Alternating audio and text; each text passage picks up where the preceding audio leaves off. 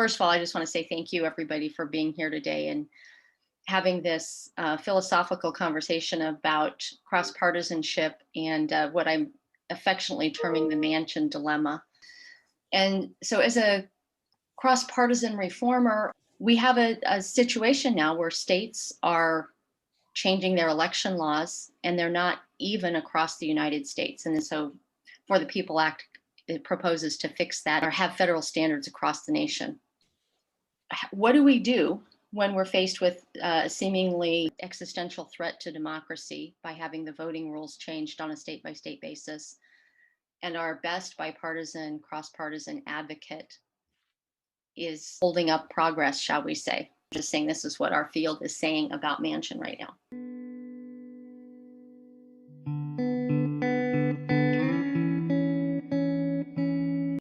I appreciate that you actually referenced in introducing the question that the 14th and 15th Amendments were passed on a completely partisan basis. And given what the 14th and 15th Amendments to the Constitution represent, in a way, I think we're now in the 21st century's version of that same issue, which is who has the right to vote and how is our electoral system set up to get us to the place that was the original aspiration, which that literally every American citizen has the right to vote, has the opportunity to vote, has the access to vote, and the right to be confident that their vote will be recorded in the way they cast it. To me, I think your phrase, we do have an existential threat to voting rights in the United States of America. When should we give up the struggle to achieve bipartisanship to take the actions that can and should be taken at the federal level and in states to ensure the right to vote? I think the question is a good one.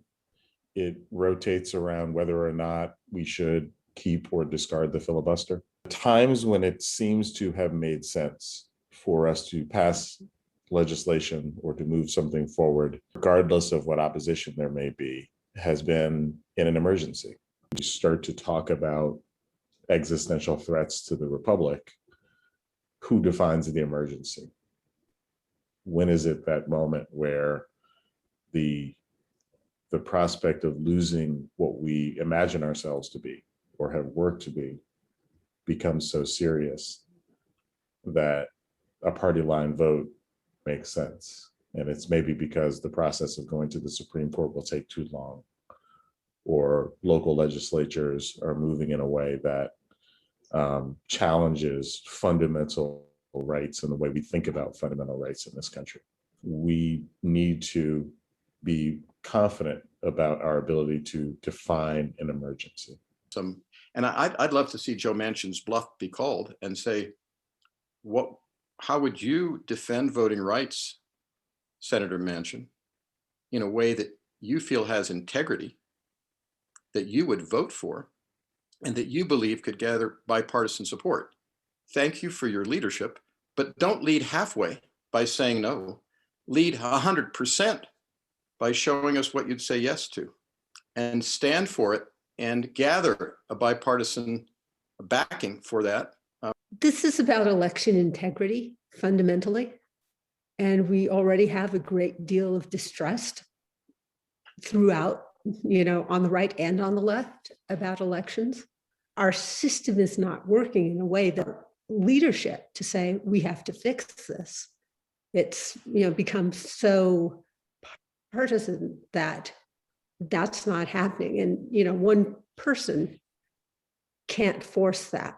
So it's like all these systems that are supposed to be creating some balance and fairness have become systems right now that are pushing us apart. And so renegotiating fundamental ways that we work together is really necessary right now. And it's not clear that we have the will to do it or the capacity to do it, which is deeply troubling.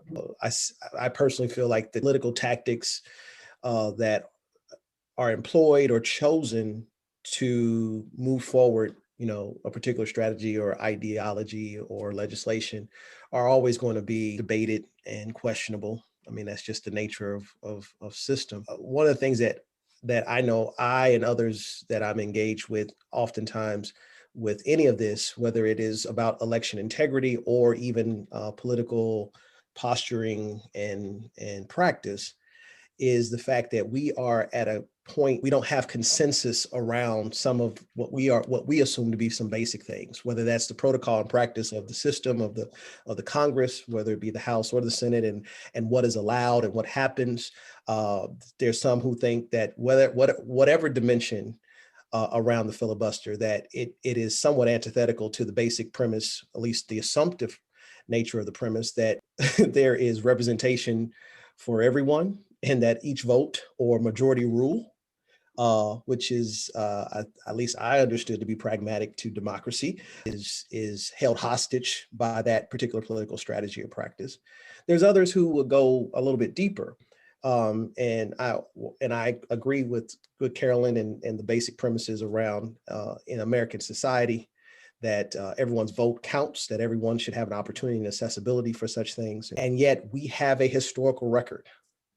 We have a historical precedent where even while that was the aspiration, even at its inception, how we defined citizenship, how we defined who would be that person or those persons has always been in tension and in question. And we just have an elaborate, even more elaborate tapestry or demographic to try to reconcile those basic definitions and to reconcile the basic practices. I believe that those are just some of the dynamics and variables around why people are so challenged in this moment. The vote for people of color in the country has always been under distress. And it's always been with condition. And the fact that there continues to be new conditions and new constraints, new obstacles to challenge that just continue for a great many folk. I think we are at a crossroads of really having to wrestle with even more fundamental questions that as a nation and as different sets of people, many of us are not either comfortable or we don't really understand if we get to that point, how we resolve or move forward from that. I think what you've said is really important and has to be deeply acknowledged and understood about our country's record in terms of series of changing ways of ensuring that African Americans and people of color don't get to vote. But I also think it's important to underline the fact that the 2020 election was the most inclusive, had the most opportunities for access in the face of COVID than this country has ever seen. But I also think, and I think many Americans don't understand this, Joe Biden won the election because of the expanded voting opportunity and engagement of people of color, young people. It was not about changing white voters who voted for Trump in 2016. That reality is a pretty clear explanation for why what is happening today in state legislatures is happening. The people who are partisan about this issue get it, that if they don't do something to cut that access, to ensure that those numbers do not show up in 2024, there is no way that they can take back the House and Senate in 2022 and the presidency in 2024.